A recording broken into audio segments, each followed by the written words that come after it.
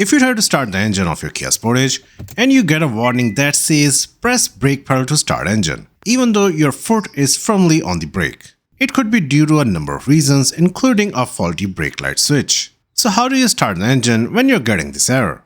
There is actually an emergency start procedure designed specifically for this situation. It allows you to manually override the system and get your engine running. Here is how you do it.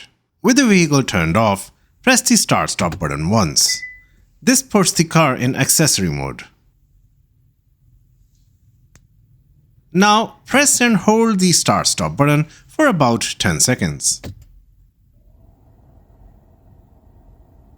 After about 10 seconds, the system should override the brake input check and start the engine.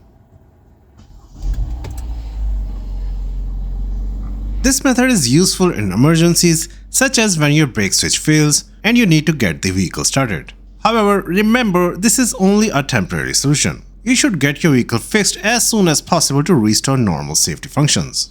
If this video is helpful, give it a thumbs up and consider subscribing to VZGen for more car troubleshooting tips. Thanks for watching.